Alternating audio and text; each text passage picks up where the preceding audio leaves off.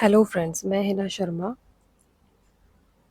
अभी हम देखेंगे ईएमआईएस का जो पेपर 2023 में आपका हुआ था, पीजीटी का, कॉमर्स से रिलेटेड। मेरा चैनल कॉमर्स का है तो कॉमर्स से ही रिलेटेड आपको चीज़ें यहाँ पर मिलेंगी। ठीक है, तो ये कॉमर्स का पेपर है और इसे हम आप ये ऑफिशियली आंसर की के अकॉर्डिंग मैं आपको आंसर्स बताऊंगी सारे, और एक्सप्लेनेशन भी मैक्सिमम जितना हो सकेगा वो करूँगी, एक्सप्लेन करूँगी। ठीक है, अभी देखिए ये पेपर 2 है। इसके बाहर ना पेपर ऐसे P2 लिखा हुआ है, सॉरी P2 लिखा हुआ है। तो जिसका भी P2 होगा तो वो जल्दी सिंक्रोनाइज फॉर्म में से देख पाएगा। ठीक है, अब हम देख लेते हैं आपका first question, which of the following is not a characteristic of business. Business का करेक्टरिस्टिक नहीं है। पहले तो मैं आपको इसकी ऑफिशियल के हिसाब से क्या आंसर है इसका, ये है सर्टेनिटी ऑफ रिटर्न। इसमें क्या है, एक्सप्लेन। देखिए, बिजनेस का करेक्टरिस्टिक, बिजनेस क्या है, अगर हम कोई काम कर रहे हैं, कोई बिजनेस हमने किया, वो रेगुलर बेसिस पे होना चाहिए, प्रॉफिट हो उसमें, मतलब हमारा मोटिव क्या है, प्रॉफिट कमाना। और रिस्क तो रहेगा ही भी, हम किसी भी तरीके का काम करेंगे, लेकिन सर्टेनिटी ऑफ रिटर्न, मतलब रिटर्न मिलेगा ही मिलेगा, इसकी सर्टेनिटी है। ऐसा नहीं होता, लॉस भी तो हो सकता है। ठीक है, अब नेक्स्ट क्वेश्चन पे आते हैं। विच of the following is not a limitation of sole proprietorship. अब सोल प्रोप्राइटरशिप क्या है, सोल प्रोप्राइटर सिंगल व्यक्ति जो सब कुछ कर रहा है। अब देखिए, नोट लिमिटेशन पूछिए, हमेशा ये ध्यान रखना है नोट का, अंडरलाइन कर लीजिए इसी तरीके से क्वेश्चन के नीचे, जब आप सॉल्व कर रहे हैं अगर ऑफलाइन है तो हाईलाइट रहेगा। अब देखिए इसमें क्या है, इसका आंसर जो है वो हमारा है ये डायरेक्ट इंसेंटिव। ठीक है, इसका लिमिटेशन नहीं है, क्योंकि डायरेक्ट इंसेंटिव क्या है कि डायरेक्ट जो है सोल प्रोप्राइटर जो भी ओनर है उसी को सब कुछ मिलेगा, प्रॉफिट वगैरह उसी को, एक्स्ट्रा कम मेहनत कर रहा है तो एक्स्ट्रा जो पे है उसी को मिलेगी। ठीक है, ये एडवांटेज है। बाकी क्या, limited resources, unlimited liability and uncertainty, ये सब सोल प्रोप्राइटरशिप की हमारी लिमिटेशंस हैं। नेक्स्ट क्वेश्चन है, which of the following is a limitation of cooperative society. अब देखिए, कोऑपरेटिव सोसाइटी क्या है, कुछ लोग मिलके अपना कुछ लोग मिलके एक कोऑपरेटिव सोसाइटी, मतलब कुछ कर लेते हैं, जैसे कुछ अपना आपस में पेड किया और कुछ पर्टिकुलर अपने उसके लिए एक दूसरे की हेल्प करने के लिए या किसी चीज़ को प्रमोट करने के लिए, पर्टिकुलर किसी सब्जेक्ट को प्रमोट करने के लिए एक सोसाइटी बना लेते हैं। अब उसमें क्या, वोटिंग राइट तो मिलता है सबको। ठीक है, लिमिटेड लाइबिलिटी भी होती है, गवर्नमेंट से ग्रांट वगैरह भी मिल जाती है, लेकिन अगर गवर्नमेंट कंट्रोल करने लगे चीज़ों को तो वो हमारी बन जाती है लिमिटेशन। लिमिटेशन कैसे बन जाएगी भाई, गवर्नमेंट कंट्रोल कर रही है तो, क्योंकि अगर कोई हमें कंट्रोल कर रहा है तो उससे हमें फिर अपने हमारा डिसीजंस में डिले होगा, क्योंकि उससे पूछना पड़ेगा, उसको दिखाना पड़ेगा, उसको रीज़न भी देना पड़ेगा, तो इसलिए। ये नेक्स्ट पेज हो गया, ये हमारा नेक्स्ट पेज है 54। 54 क्या है, which of the following is a major argument. अब देखिए, मेजर आर्ग्यूमेंट है अगेंस्ट सोशल रिस्पॉन्सिबिलिटी। ये टॉपिक है आपका CSR से रिलेटेड। ठीक है, अब इसमें क्या, CSR में जो अगेंस्ट में जो सभी ने पढ़ा होगा, अगर ये तैयारी लोग कर रहे हैं, कॉमर्स से पढ़ रहे हैं रेगुलर, तो उन सबको पता होगा CSR में जो अगेंस्ट सोशल रिस्पॉन्सिबिलिटी है वो प्रॉफिट मोटिव के लिए लोगों ने कहा था कि जो बिजनेस है वो प्रॉफिट मोटिव के लिए तो कमाता है, प्रॉफिट मोटिव के लिए कमा रहा है, तो वो CSR में देगा तो उसको प्रॉफिट कम नहीं हो जाएगा। वो क्यों करे CSR, क्यों करे, मतलब सोशल रिस्पॉन्सिबिलिटी क्यों ले।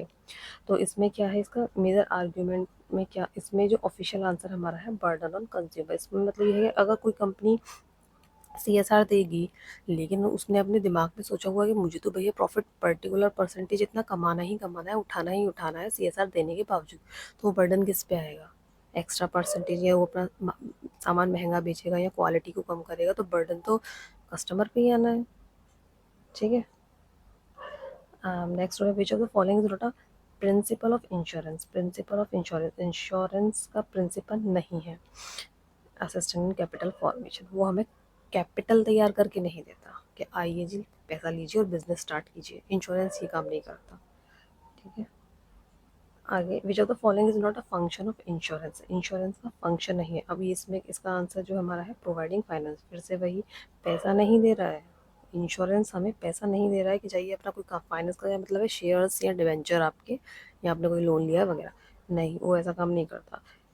सर्टेनिटी देता है कि हाँ, अगर कोई रिस्क होगा तो हम उसे उसे पे कर देते हैं ना, वो तो हमें तसल्ली रहती है, प्रोटेक्शन करेगा, रिस्क भी शेयर करेगा। नेक्स्ट में आ जाइए, some merit of a good source of finance are as follow. Some good source of finance कैसा होना चाहिए? हम कहीं से पैसे ले रहे हैं, इक्विटी से ले रहे हैं, डिबेंचर से ले रहे हैं, अपना रिटेन अर्निंग से ले रहे हैं, कहीं से भी अपना पैसा अरेंज कर रहे हैं, तो उसका सोर्स इन 3 पॉइंट्स को पढ़ के बताना है कि किसके बारे में कहा गया है। ठीक है, एक तो कन्वीनियंट है, कॉन्टिन्यूस है। कन्वीनियंट मतलब मिल ही जाता है, इजी है, अप्रोचेबल है, फिजिबल है, प्रमोट सेल्स को भी प्रमोट करता है। सबसे इसमें मेन जो पता चल रहा है जिससे आंसर की तरफ हम जा पा रहे हैं कि promotion of sale. Promotion of sales का क्या मतलब है कि प्रोडक्ट, हमारा प्रोडक्ट बिक रहा है ऐसा कुछ, तो इसका आंसर हमारा होगा सेकंड, ट्रेड क्रेडिट। ठीक है, ऑफिशियली। एंड 58 में देखिए, which are the following document, document क्या करता है, स्कोप ऑफ कंपनीज एक्टिविटी हमारा है, मेमोरेंडम ऑफ एसोसिएशन। स्कोप जो बता रहा है मेमोरेंडम ऑफ एसोसिएशन बता रहा है। अगला हमारा स्पेन ऑफ कंट्रोल मीन्स क्या है? स्पेन ऑफ कंट्रोल मीन्स, पहले आपको फटाफट आंसर सी बताऊंगी। स्पेन ऑफ कंट्रोल मीन्स हमारा है ये कि एक मैनेजर है, स्पेन का मतलब एक मैनेजर है, और वो अपने अंडर कितने लोग, सुपरवाइजर है या मैनेजर है, अपने अंडर वो कितने लोगों को हैंडल कर सकता है, कितने लोगों को लीडरशिप प्रोवाइड कर सकता है, वो हमारा स्पेन ऑफ कंट्रोल होता है। A manager can supervise only a limited number of subordinate. Limited को ही कर सकते हैं हम, ये तो है नहीं कि पूरी कंपनी के लिए। डिसेंट्रलाइजेशन इसीलिए तो हुआ है कि डिवाइड कर दी जाए रिस्पॉन्सिबिलिटीज, अदरवाइज अगर सेंट्रलाइजेशन में ही सब कुछ चल रहा होता तो डिसेंट्रलाइजेशन की तो जरूरत ही नहीं पड़ती। तो वो स्पेन ऑफ कंट्रोल आप उससे रिलेट करके देख सकते हैं। अगला देखिए 60, a company secretary is appointed in a company by. Company secretary है या कुछ भी है, क्या बोर्ड ऑफ डायरेक्टर करेंगे इन कामों को? Board of director. आगे आ जाइए, इन गवर्नमेंट। अब देखिए, बेसिक क्वेश्चन है बिल्कुल। गवर्नमेंट कंपनी है, उसका में जो शेयर कैपिटल है, गवर्नमेंट कंपनी है तो उसका कितना शेयर होना चाहिए? Must not be less than 51%।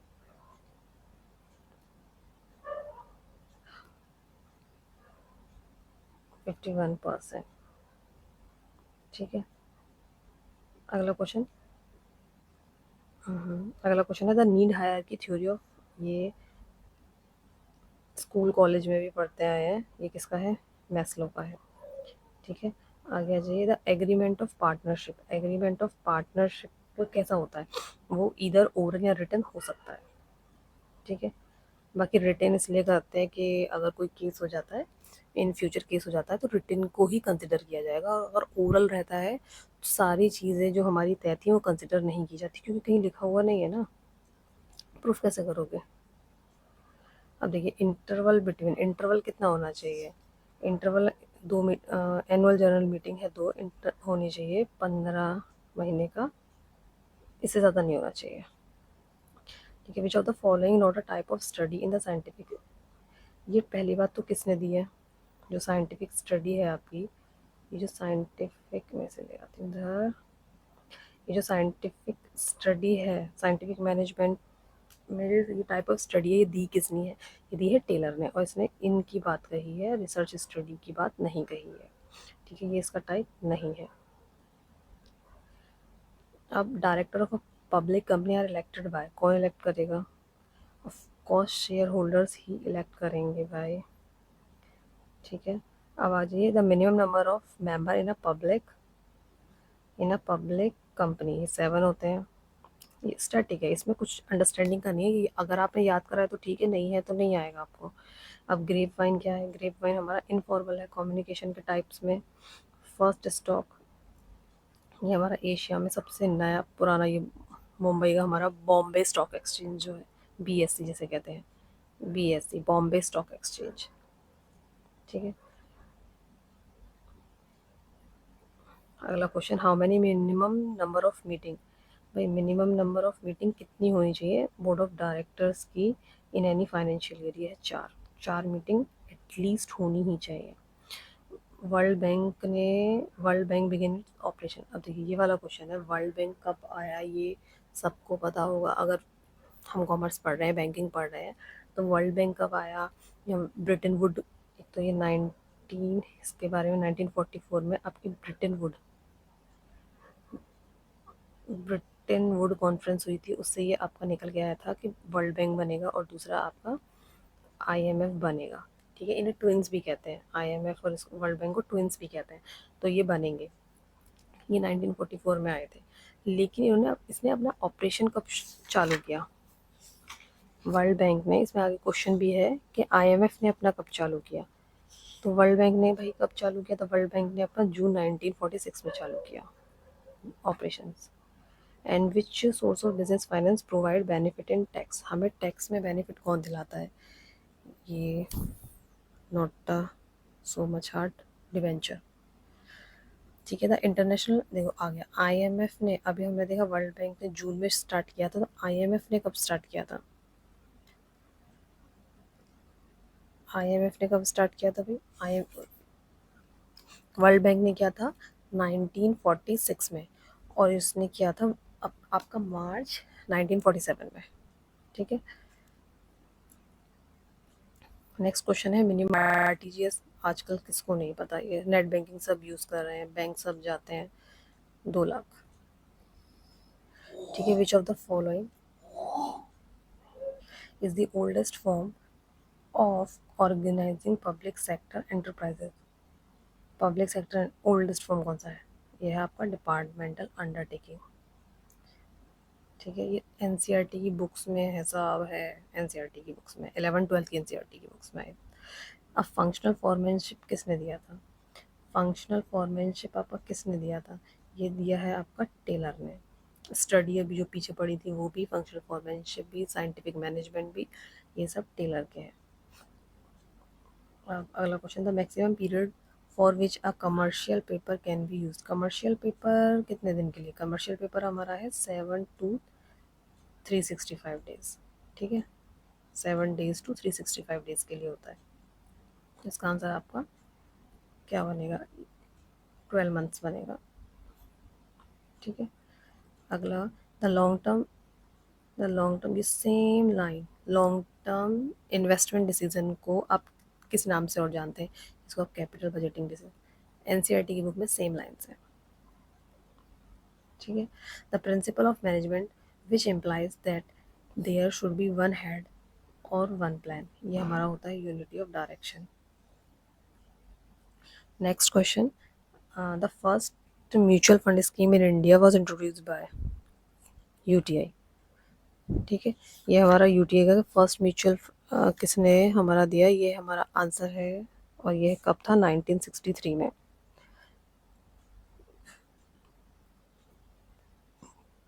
अगला क्वेश्चन है which of the following management function are closely related? Closely related कौन से हैं? प्लानिंग और कमीशन, क्योंकि जो हमने प्लान किया है उसे लास्ट में हम कंपेयर करके देखते हैं कि हम उतना कर पाए या नहीं कर पाए, क्यों नहीं कर पाए, और क्या और अच्छा किया जा सकता है। अब डिसेंट्रलाइजेशन क्या है? देखिए डिसेंट्रलाइजेशन क्या है?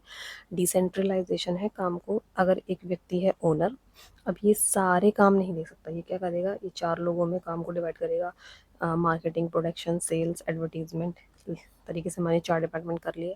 अब ये भी इसको नहीं देख सकता, ये भी 2 लोगों में डिवाइड करेगा, ये भी 2 लोगों में, तो अपनी अपनी रिस्पॉन्सिबिलिटी को थोड़ा थोड़ा डिवाइड कर रहे हैं सभी लोग, ये डिसेंट्रलाइजेशन है।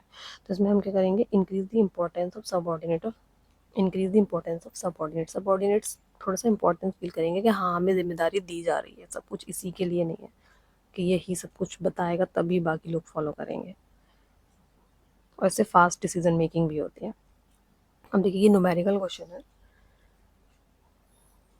इसमें क्या है कि 10% का इंटरेस्ट है, ठीक है, और 30% का आपका टैक्स दिया हुआ है।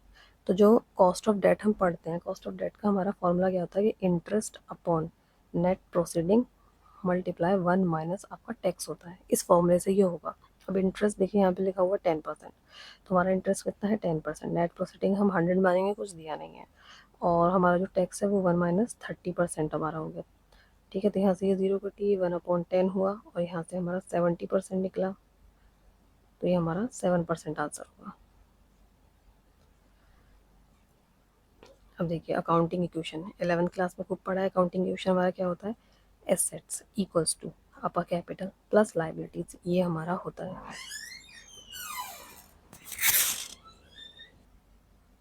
इस इक्वेशन के अकॉर्डिंग आपको बस चेक करना है, आपको बस चेक करना था इस इक्वेशन के अकॉर्डिंग कौन सा सटीक बैठ रहा है। तो आपको ये 4th वाला सटीक बैठ रहा है, क्योंकि हमारा एसेट्स और ये जो कैपिटल है इसको इधर ले आए हैं। अगर ये कैपिटल माइनस वाली प्लस में चली जाएगी तो हमारा ये वाला इक्वेशन तैयार हो जाएगी। ठीक है। अब ये क्या है, स्टेटस कहाँ आता है, स्टेटस कम्युनिकेशन बैरियर से हमेशा क्वेश्चन आते हैं। हमेशा दिया जाता है कि ये वाली चीज़ कौन से बैरियर से बिलोंग करती है, और इसमें हमेशा कन्फ्यूज़न होता है। स्टेटस हमारा जो है ऑर्गेनाइजेशनल बैरियर से रिलेटेड है। अब आगे देखिए, first of all double entry system किसने इंट्रोड्यूस किया था? सबसे पहले यहाँ कहाँ, इटली में। ठीक है, स्टैटिक है। कि इटली में था कि इंग्लैंड में था या कहाँ था, वो स्टैटिक है, याद है तो ठीक है, नहीं तो नहीं हो पाएगा। अब ये registration of which type of partnership is compulsory, कहाँ पर कंपलसरी है रजिस्ट्रेशन? तो ये आपका है लिमिटेड लाइबिलिटी ऑफ, ये लिमिटेड लाइबिलिटी पार्टनरशिप जो है आपका, ये पार्टनरशिप प्लस कंपनी का मिला जुला सा एक ग्रुप है, एलएलपी। ठीक है, तो यहाँ पर आपका ये कंपलसरी है registration. Next, which of the following pair is correctly match कौन सा दे रखा है? इसमें जो आपका देखिए, फोर्थ, वैसे तो इसका आंसर जो है फोर्थ है, बाकी मैं बता दूंगी कि क्यों है, क्या, कैसे। अब देखिए, ये यहाँ लिखा हुआ conducted at the time of employee leaving the organisation, ये एग्जिट इंटरव्यू है ना कि फीडबैक इंटरव्यू, एग्जिट इंटरव्यू है। और ये जो प्रमोशन क्या होता है, प्रमोशन में क्या, does not involve higher position, promotion और क्या होगा, इसमें लिखा है डज नॉट हायर पोजीशन ही तो मिल रही है, जब भी तो हमारा प्रमोशन कहलाएगा। अब ऑटोक्रेटिक में क्या है, जो अपनी चल रहा है। अब इसमें लिखा है एनहेंस मोटिवेशन, तो मोटिवेशन कहाँ कर रहा है वो तो अपनी चला रहा है, उसे किसी की पड़ी ही नहीं है, बस जो खुद एक लीडर ने कह दिया वही बाकी लोगों को फॉलो करना है। अभी क्या है, job enrichment mechanism to identify employee growth and potential enrichment, और ये हमारा होता है वर्टिकल। एक दूसरा वर्ड आप इससे रिलेटेड, आप जब ये टॉपिक्स वगैरह पढ़ रहे होंगे, एचआरएम का टॉपिक है ये, तो इसमें जॉब एनलार्जमेंट भी आता है। क्या आता है? एनलार्जमेंट आता है, वो आपका हॉरिजॉन्टल होता है, मतलब जिस पोजीशन पर हम काम कर रहे हैं उसी में ही हमारा एक्स्ट्रा वर्क बढ़ा दिया है, हॉरिजॉन्टल होता है। हॉरिजॉन्टल होता है, एक्स्ट्रा वर्क बढ़ा। ये जो जॉब एनरिचमेंट है ये हमारा वर्टिकल होता है। ठीक है,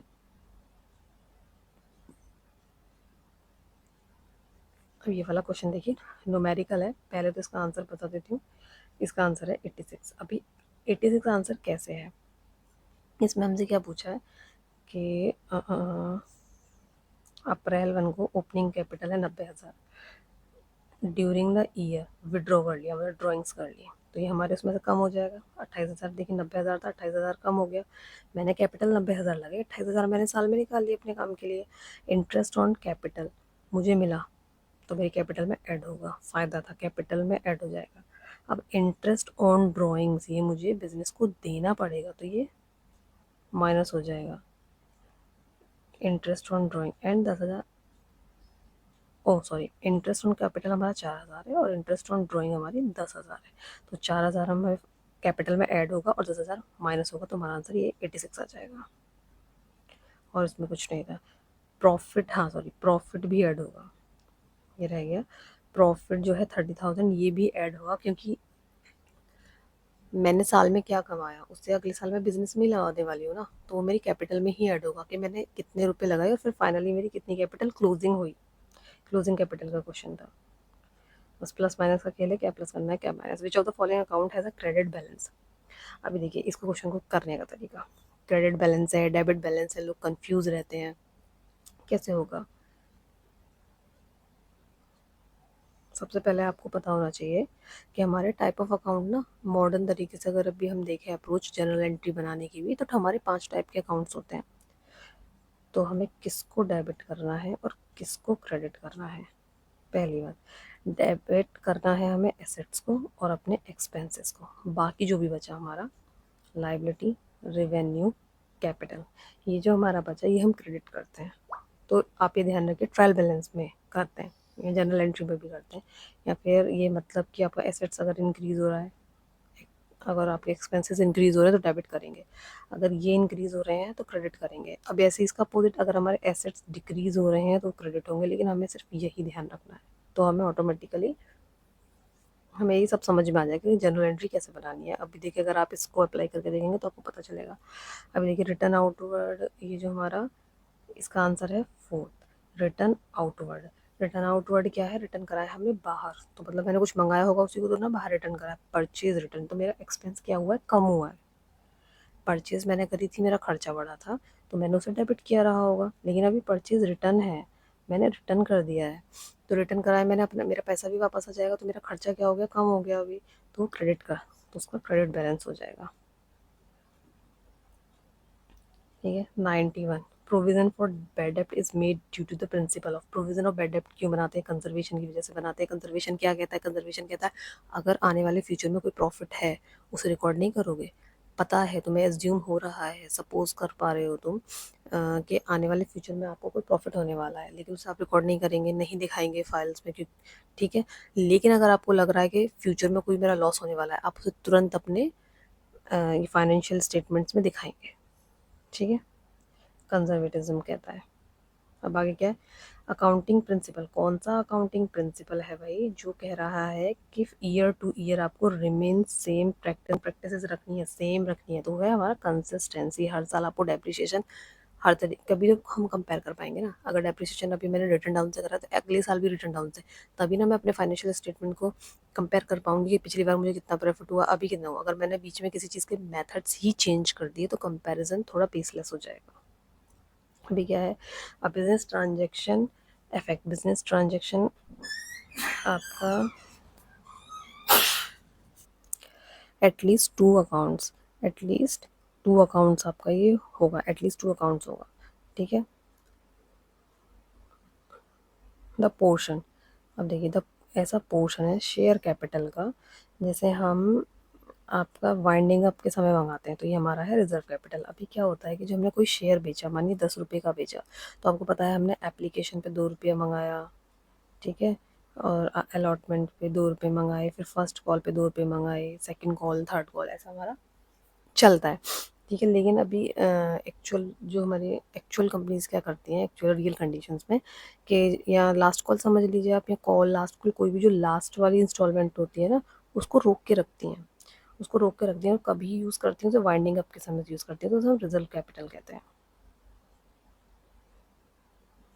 टुकड़ों में पैसे मंगाती है कंपनी। अब देखिए, एब्सेंस है पार्टनरशिप डीड की, rate of interest on capital क्या होगा, कैपिटल पे कोई इंटरेस्ट नहीं मिलेगा, लोन पे इंटरेस्ट होता तो मिलता। ठीक है,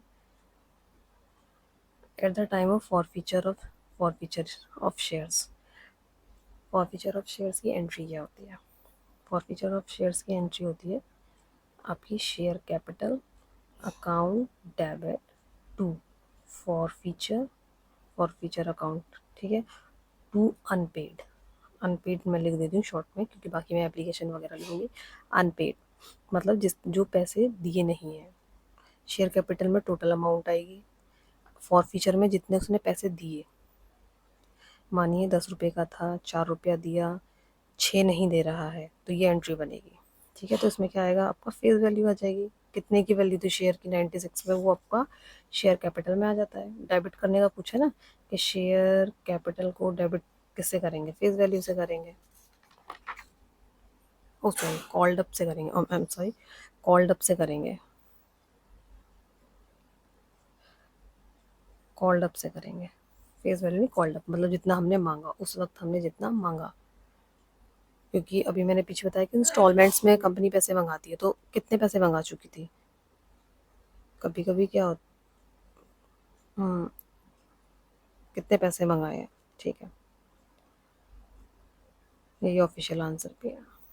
97, सिक्योरिटी प्रीमियम, अब security premium can be used for, section 52(1), 52 का 52 में है, 52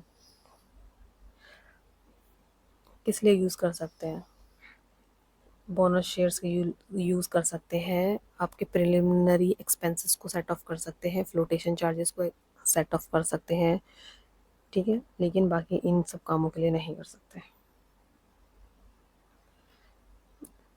इसमें देखिए, इस वाले क्वेश्चन में ये रेशो का है, अभी हमें क्या दिया है, ए बी है, रेशो है ये, सी आया 1/6 के लिए, देखिए 1/6 के लिए आया है सी, तो बचा कितना, 5/6 बच गया, 5/6 बचा, ए का क्या हो जाएगा, ए को कम हो जाएगा ना, ए का शेयर कम हो जाएगा,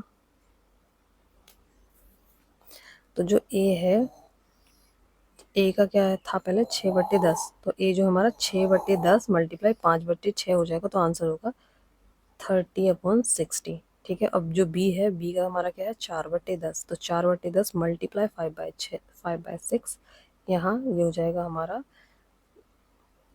20/60, और ये हमारा तीसरा 1/6 है ही, तो इसको हम 10 से मल्टीप्लाई कर लेंगे, तो ये 60 हो गया, तो ये हमारा क्या हो जाएगा, 3/2/1, ये हो जाएगा 3/2/1।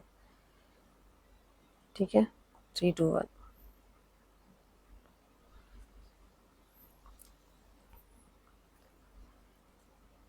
Next 99, sale of old machinery, old machinery बेची।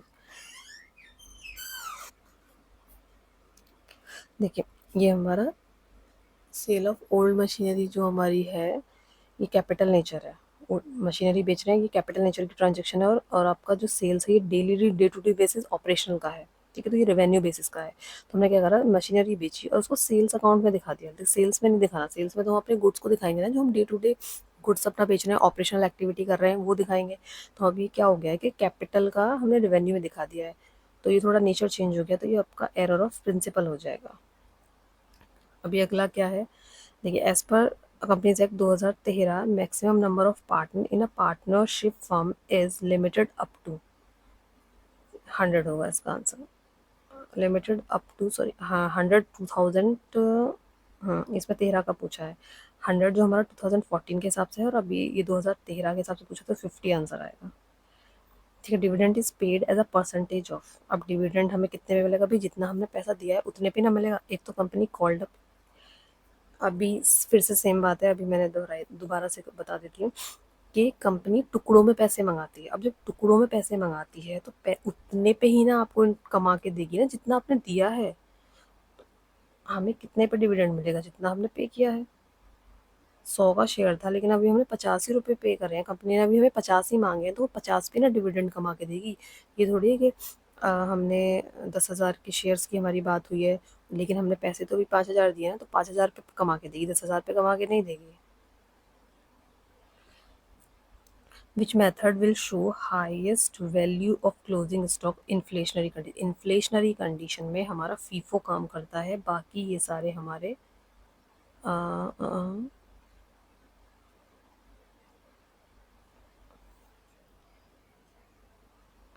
ठीक है, ये बाकी के,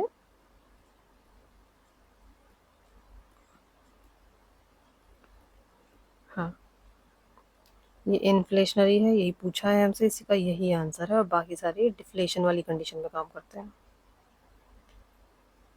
अब देखिए, the debt written off as debt. अब क्या हुआ है कि हमारी कुछ डेट थी जो हमने मान लिया था कि अब उनसे पैसा नहीं मिलने वाला है बिल्कुल भी, लेकिन क्या हुआ कि उनसे पैसा आ गया, अचानक आ गया है पैसा। तो अब हम उसे कहाँ दिखाएंगे, ये हमारा आएगा क्रेडिट टू बैड डेट्स। ठीक है, next, the amount payable to the retiring partner. Retirement, retirement का क्वेश्चन है। Adjustment of goodwill is debited to the capital account of continuing partner in the ratio. Retire हो रहा है कोई, goodwill लेके जाएगा, किस रेशो में लेके जाएगा, गेनिंग रेशो में लेके जाएगा, क्योंकि जो रिमेनिंग पार्टनर है उन्हें कुछ गेन हो रहा है किसी पार्टनर के रिटायर होने से। उन बाकी पार्टनर्स, बचे हुए पार्टनर्स को गेन होगा कुछ, तो वो अपने गेनिंग रेशियो पे उसे गुडविल का एडजस्टमेंट करके उसे कुछ गुडविल देंगे, उसकी कैपिटल के साथ। ठीक है, which of the following account will have a credit balance. अभी वही सेम क्वेश्चन है, डेबिट बैलेंस किसका होगा और क्रेडिट बैलेंस किसका होगा। जर्नली की बात है, अब एक्सेप्शनल हो वो बात अलग है, लेकिन जर्नली इसमें कुछ नहीं कहा है हमसे, और ऐसा एक्स्ट्रा कुछ नहीं बताया, तो हम जर्नली वाला ही मानेंगे कि हमारे एसेट्स हैं या एक्सपेंसेस, उसका बैलेंस डेबिट होता है, बाकी हमारी लाइबिलिटी, कैपिटल, रेवेन्यू, सबका बैलेंस क्रेडिट होगा। तो यहाँ पर क्या है, हमारा कैरेज आउटवर्ड इसका आंसर होगा। परचेज हमारे एक्सपेंसेस हो जाते हैं, डेबिट होगा। बिल रिसीवेबल हमारे एसेट्स हैं, डेबिट होगा। Rent outstanding, rent rent outstanding हमारी, अच्छा यहाँ पर हमारा यही आंसर होगा, रेंट आउटस्टैंडिंग। रेंट हमारी लाइबिलिटी है, लेकिन अभी हम्म रेंट हमारे खर्चे हैं, रेंट हमारे खर्चे हैं, लेकिन अभी आउटस्टैंडिंग हो गया है, तो हमारी लाइबिलिटी है, हमने नहीं दिया है, पिछले महीने का छूटा हुआ है, हमारी लाइबिलिटी में आ गया, भैया देना है। ठीक है,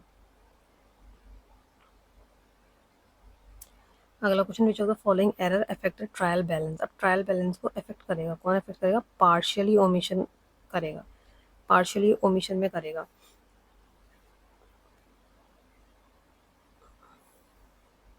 अब ये वाला क्वेश्चन देखिए, यही वाला इसका एक्सप्लेनेशन है, यहीं से समझ में आ जाएगा।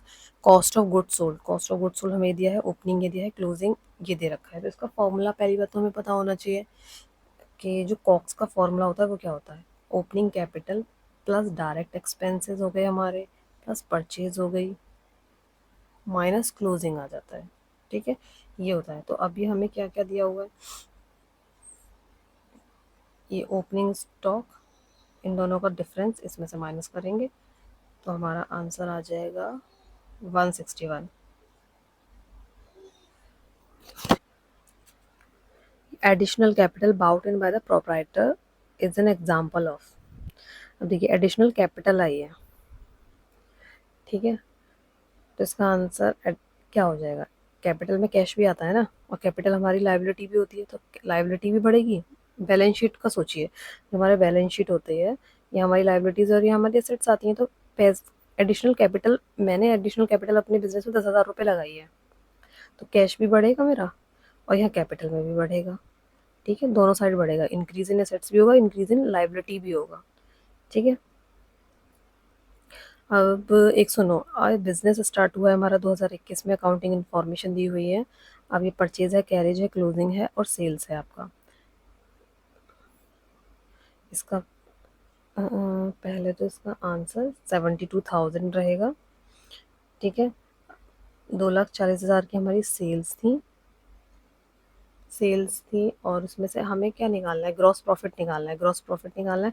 ग्रॉस प्रॉफिट आप कैसे निकालेंगे, ग्रॉस प्रॉफिट का हमारा फॉर्मूला होता है आपका सेल्स माइनस कॉस्ट, मतलब हमने जो सेल करी है उसमें से हमने खर्चे निकाल दो, कॉस्ट क्या है, कॉस्ट ऑफ गुड्स सोल्ड, खर्चा, तो बचा हुआ हमारा प्रॉफिट हो गया ना ग्रॉस। ठीक है, वो हमारा 72,000 है। तो अभी हमें सेल कितने की करी है, 2,40,000 की। अभी हमारा कॉस्ट ऑफ गुड्स सोल्ड क्या है, कॉस्ट ऑफ गुड्स सोल्ड का फॉर्मूला आपको पता ही है, opening plus purchase minus closing. ठीक है, डायरेक्ट एक्सपेंस भी आ सकता था, प्लस कर सकते थे, तो अभी हमारे पास वो ये दिया हुआ है, 12,000 दिया हुआ है, तो ये भी प्लस करना पड़ेगा। ठीक है, तो इससे सेल्स 2,40,000 है, ओपनिंग इसमें ऐसा कुछ नहीं है, परचेज दे रखी है, ये डायरेक्ट एक्सपेंसेस भी प्लस होगा और इसको माइनस कर देंगे 2,000, ये 24,000 को, तो ये हमारा आंसर 72,000 आ जाएगा। ये क्वेश्चन दिखने में लेंदी है, कंफ्यूजिंग नहीं है, बस पढ़ना पड़ेगा। देखिए 3 पार्टनर्स हैं, ठीक है, रेशो है ये। अब क्या हुआ है कि इनमें से देविंदर, जो ये लास्ट वाला है, देविंदर लास्ट वाला जो है, रिटायर हुआ है। अब क्या करना है, गुडविल चाहिए, वैल्यूएशन करना है गुडविल। अब ये कह रहे हैं कि परचेज ऑफ लास्ट 5 ईयर की, 3 ईयर की परचेज लेके 5 ईयर के एवरेज से निकाल दो। तो 5 ईयर का हमने एवरेज निकाला, देखिए 5 ईयर का यहाँ पर हमने एवरेज निकाला है, तो ये हमारा आया है ये। ठीक है, यहाँ से डिवाइड करके ये आया। अभी 3 ईयर की परचेज थी, तो 3 से मल्टीप्लाई करके आंसर आया है कुछ ऐसा, 65600। ठीक है, ये आंसर आया हुआ है।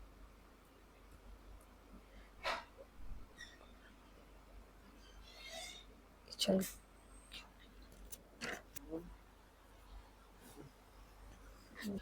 तो इसका, हाँ, इसका आंसर क्या है, देखिए हमें प्रॉफिट दिया हुआ है 5 साल का, इसका हम एवरेज निकालेंगे, प्लस कर लेंगे, 5 से डिवाइड करेंगे, एवरेज निकल आएगा, एवरेज ये आ गया है एवरेज। अब फिर इसमें क्या है, 3 ईयर का परचेज का कहा है, तो 3 से मल्टीप्लाई करेंगे तो हमारा आंसर आएगा ये हमारी टोटल गुडविल आ गई। अब टोटल गुडविल आने के बाद जो देवेंद्र का शेयर है वो है 4/16, तो उससे हमारा आंसर आ जाएगा ये 41,400। ठीक है, अभी अगला क्वेश्चन क्या है, अगला क्वेश्चन देखिए, शिखर था, उसने एक बिल ड्रॉ किया था 40,000 का 3 महीने के लिए, लेकिन अभी बीच में ही उसे पैसों की ज़रूरत पड़ गई, वो पहुंच गया बैंक के पास और उसने 200 रुपये के खर्चे पे वो बैंक अपना बिल डिसऑनर करा लिया, मतलब बैंक ने 200 रुपये लिए उससे। ठीक है, तो अभी क्या हुआ, जब मेच्योरिटी का टाइम आया तो वो जो बिल था ना वो डिसऑनर हो गया, भाई जिसको पैसे देने थे उसने मना कर दिया, जो भी हुआ, पेमेंट नहीं हुआ। तो अभी बैंक क्या करेगा, bank account will be credited bye 40,000, bank को 40,000 रुपया ही देना पड़ेगा हमको, शेखर देगा या जो भी देगा वो 40,000 रुपये ही देने पड़ेंगे।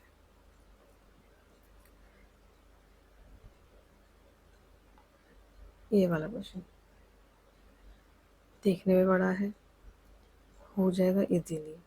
बाकी आपको ये ध्यान रखना है कि एनसीईआरटी करनी ही करनी है 11th 12th की। एग्जाम्पल्स कर लीजिए, करनी ही है, ठीक है। तो अभी कैसे होगा, अभी इसका अकाउंट बना लेते हैं। देखिए एक्स वाई पार्टनर है और उनको 3:2 उनका प्रॉफिट शेयरिंग रेशियो है। एक की 60,000 कैपिटल है, एक की 30,000 कैपिटल है। तो यहाँ पर कम जगह पड़ेगी।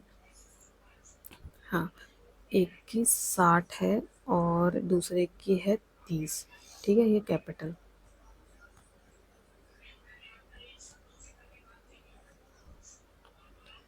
60 है, 60 है और 30 है, ठीक है। अब क्या हुआ था, लॉस हुआ था, तो लॉस को माइनस करेंगे। पहले 14,000 को 3:2 में डिवाइड करेंगे, 3:2 में डिवाइड करेंगे और उनकी कैपिटल अकाउंट जब हम बनाएंगे ना, ये वाला अकाउंट जब हम यहाँ कैपिटल लिखेंगे दोनों की, और ये जो लॉस है ना इसको माइनस करना होता है, हमें लॉस को माइनस करना होता है, तो लॉस को हम यहाँ लिखेंगे, इधर साइड लिखेंगे। आगे क्या जनरल रिजर्व था 24,000 का, तो वो दोनों में बटेगा, तो 3:2 में डिवाइड कर देंगे उसे, वो इधर आ जाएगा। अब जेड को एडमिट किया है 1/5 शेयर पे, तो जेड से हम कितना कैपिटल मंगवाएंगे, तो अभी जो हमारा बैलेंस करके आएगा ना, जो हमारा बैलेंस करके आएगा वो आपका 66 और 44। एक्स में 66,000 और वाई में 44,000, तो दोनों को मिला के ना 34, सॉरी 34, तो दोनों को मिला के ना 1 लाख बैठेगा। यहाँ 34 है, ये वाले में 34, तो फिर मिला के 1 लाख बैठेगा। तो अभी हम 1 लाख का, अब 1 लाख बैठ गया,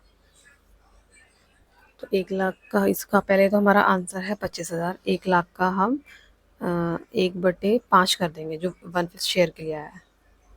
1 लाख का 1/5 निकालेंगे तो 25,000 आ जाएगा, ठीक है। तो वो इतनी कैपिटल होगी उसकी, Z will bring the proportional capital, कितनी कैपिटल लाएगा।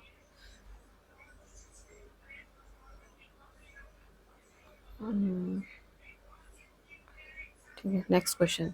अब देखिए, इनकम एक्सपेंडिचर अकाउंट जो है एनपीओ में, नॉन प्रॉफिट ऑर्गेनाइजेशन में, किस बेसिस पे बनता है, एक्यूरल बेसिस पे बनता है, ठीक है। अब क्या ये आ जाएगा हमारा, ये भी एक एनपीओ जैसा हो सकता है, एनपीओ से ही क्वेश्चन हो सकता है कि अभी देखिए टूर्नामेंट हुआ है, टूर्नामेंट में हमें डोनेशन मिली है, तो हमारा फंड हो गया वो, तो हमने प्लस कर लिया। पहले से हमारा 2,40,000 रुपये था, अभी हमने इसको प्लस कर लिया। फिर हमने कुछ खर्चा कर दिया तो उसको माइनस कर लिया। फिर हमें इंटरेस्ट रिसीव, तो ये हमारा इनकम है, तो ये प्लस होगा, इसे हमने प्लस कर लिया। तो बस यही हमारा आंसर है, 252। 252 इसका हमारा आंसर है। कुछ था ही नहीं इसमें, बस इनकम है और एक्सपेंस है, उन्हें इनकम को प्लस एक्सपेंस को माइनस करना है टोटल फंड में से। आगे आगे अभी टाटा मोटर्स है। अब देखिए इंपॉर्टेंट क्वेश्चन है, कन्फ्यूज़न और गलती इसमें बहुत लोगों ने करी होगी और अभी भी आप कर सकते हैं। अभी देखिए टाटा मोटर ने एक मशीनरी ली 4 लाख की, ठीक है, तो फिर उसके बदले 4 लाख की क्या करी कि डिबेंचर इशू कर दिए कि पैसा नहीं है, डिबेंचर ले लो हमारी कंपनी के। टाटा मोटर ने कहा ठीक है, तो सामने वाला मान गया। तो अभी हम उसके डिबेंचर अकाउंट में कितना पैसा डालेंगे, क्योंकि हमने डिस्काउंट पे इशू करा है, हमने क्या करा, डिस्काउंट पे इशू करा है, ठीक है। तो पहली बात तो इसकी entry, vendor to debenture, vendor to हो गया, ठीक है। अभी हमारा क्या था, डिस्काउंट है, तो अभी डिस्काउंट क्या होता है, हमारा डेबिट होता है। अगर हमारा प्रीमियम होता, क्या मतलब हमें एक्स्ट्रा में बेचा होता, तो हम यहाँ क्रेडिट में लिख देते। अभी हमेशा इसमें क्या ध्यान रखना है, जब भी हम सेल के बदले डिबेंचर इशू कर रहे हैं, तो हमें क्या देखा, ये एंट्री बनेगी, लेकिन हमें ये ध्यान रखना है, वेंडर, वेंडर में हमेशा उतना अमाउंट आएगा 4 लाख रुपये, जितने का सामान था। डिस्काउंट में क्या लिखेंगे, ये यहाँ पे कैलकुलेशन है कि अभी हमें डिस्काउंट में क्या लिखना है, तो डिस्काउंट में हम क्या लिखेंगे, अभी देखिए क्या लिखा है, 20% डिस्काउंट, तो डिस्काउंट हमारा कितना है, हाँ डिस्काउंट हमारा कितना है, 20% हमारा डिस्काउंट है, तो वेंडर कितना, 80, ठीक है। तो हम इस 4 लाख को 80 मानेंगे और 20 निकालेंगे, तो ये हमारा हो जाएगा 10,000। ये हमारा कितना हो जाएगा, 80, 2 4 जा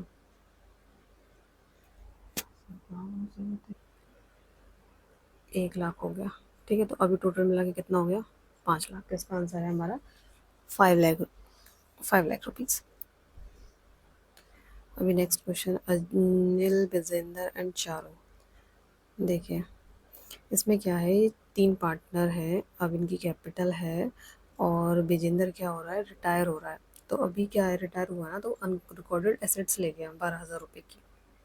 तो अभी हमें कैलकुलेशन करना है कि बैलेंस अमाउंट अभी किस उसको कितना देना है। देखो उसकी 40,000 रुपये की देखिए कैलकुलेशन, इसकी 40,000 रुपये की कैपिटल थी, वो तो जाएगी, उसको लेके जाएगा ना अपनी कैपिटल वापस। 12,000 रुपये का 12,000 रुपये का एक कंप्यूटर था। तो भाई 12,000 रुपये का कंप्यूटर था, अभी ये इक्वली पार्टनर है। क्या है, इक्वली पार्टनर है। 40,000 की उसकी कैपिटल हो गई और इक्वली पार्टनर है। तो 12,000 का कितना मिलना चाहिए था उसे, तो उसे 12,000 का मिलना था 1/3। 4,000 रुपये मिलने थे, तो 4,000 मिलने थे, तो टोटल कितने हो गए, 44,000। उसे 44,000 मिलने थे। अभी क्या है कि 12,000 का वो ले गया, 12,000 का वो ले गया तो वो बचा 32। उसका आंसर हो जाएगा 32,000।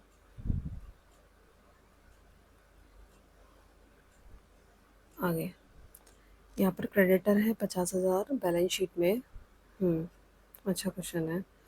अभी देखो हमारे 50,000 के क्रेडिटर हैं, तो जिसमें से कि 10,000 को हमने 8,000 में कह दिया गया, भैया 10,000 वालों 8,000 रुपये लेके मान जाओ। वो मान गए, अभी बचे 40,000 वाले। ठीक है, अभी क्या कह रहे हैं, जो 40,000 रुपये वाले थे ना उनको हमने 5% लेस दे दिया, मतलब 95% दे दिया। 40,000 का हमारा 95% कितना होगा, 38,000। तो उनको हमने कितना दे दिया, 38,000। बस यही इसका आंसर है। अब देखिए इसमें क्या, calculate the amount will pay to the creditor at the time of dissolution. Dissolution के समय पे कितना, तो वैसे कायदे में तो 38 और 8 को प्लस होना चाहिए था, लेकिन वैसा कोई आंसर यहाँ दे नहीं रखा है, तो हमें 38,000 वाले ही मानेंगे।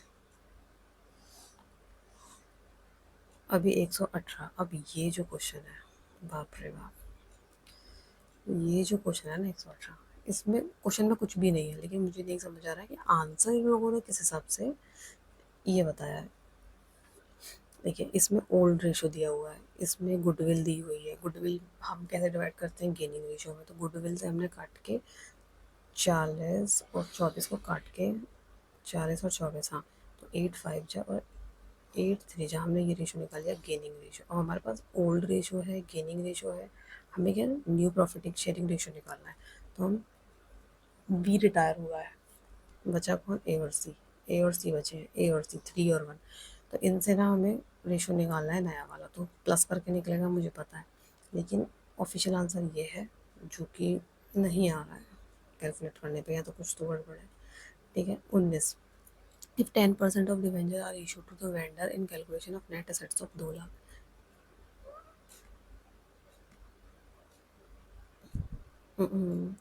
नेट एसेट्स कितने की है, 2 लाख की, and the balance of 40,000 will be credited to. क्या हुआ है, डिबेंचर इशू गए हैं 1,60,000 के, 2 लाख का सामान था, तो हमने कम दिया है ना डिबेंचर। 2 लाख के सामान के बदले हमने वेंडर को केवल 1,60,000 रुपये दिए, कम दिए हैं, सस्ते में निपट गई कंपनी। तो ये जो फ़ायदा है 40,000 का, हमें फ़ायदा हो गया, कहाँ जाएगा, ये प्रीमियम के नाम से आएगा। नुकसान होता तो डिस्काउंट के नाम से आता, और ये फ़ायदा हुआ तो प्रीमियम, और ये जाएगा हमारा कैपिटलिज्म, क्योंकि ये सिक्योरिटी प्रीमियम है। डिस्काउंट ऑन री इशू और forfeited share exceed can not exceed the amount receive on for. भाई जितने हमें पैसे मिले हैं, 10 शेयर्स हमें इशू करे थे, अब उसने 4 रुपया दे के पैसे देना बंद कर दिया, तो 4 रुपये तक का ही ना डिस्काउंट दे पाएंगे जब दोबारा इशू करेंगे। Which of the following test should be conducted to identify the student. देखिए कॉमर्स के क्वेश्चन यहाँ शायद ख़त्म हो गए हैं, अभी ये आपके NEP से या टीचिंग एप्टीट्यूड से कुछ क्वेश्चन है।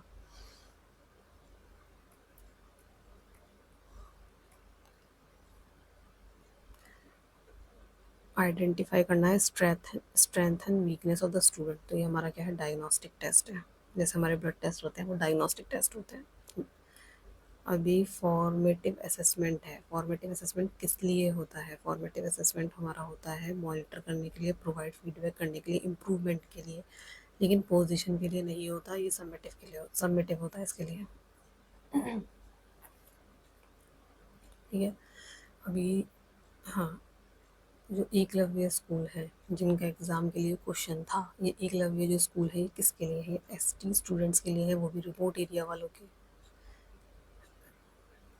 अब ये विच एजेंसी, देखिए, which agency is propose to be set up to catalyse and expand research and innovation NNP 2020 में, तो ये भी नेशनल रिसर्च फाउंडेशन है।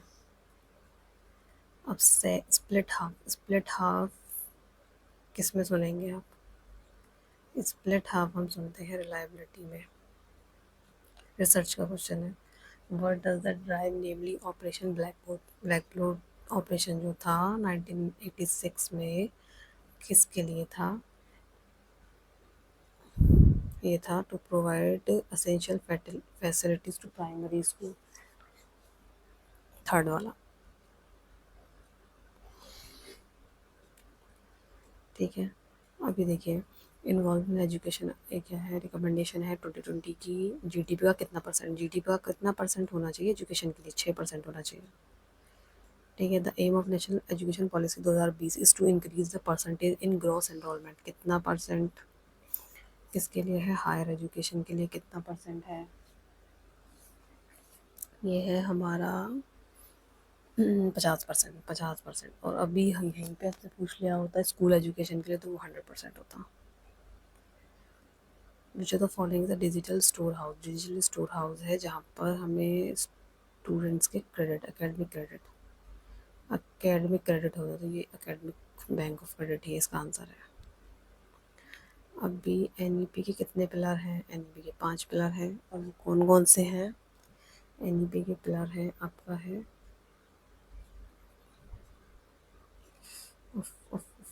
ये है एक्सेस, ठीक है, इक्विटी, क्वालिटी,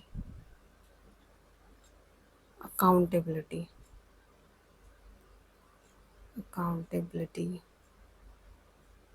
अफोर्डेबिलिटी, मतलब ये सब चीज़ें हो पाए एजुकेशन में। बस कॉमर्स के इसमें यही क्वेश्चन थे। आपको समझ आया होगा। प्लीज़ मेरी वीडियोस लाइक एंड सब्सक्राइब कर दीजिएगा, और इसका आंसर के साथ पीडीएफ में अपने टेलीग्राम ग्रुप में अपलोड कर दूँगी, जो आप मेरे बायो में या फिर इस वीडियो के डिस्क्रिप्शन में देख सकते हैं। टेलीग्राम लिंक भी प्लीज़, टेलीग्राम भी ग्रुप मेरा ज्वाइन कर दीजिएगा, जो कि कॉमर्स स्ट्रीम एक्स के नाम से ही है। Thank you.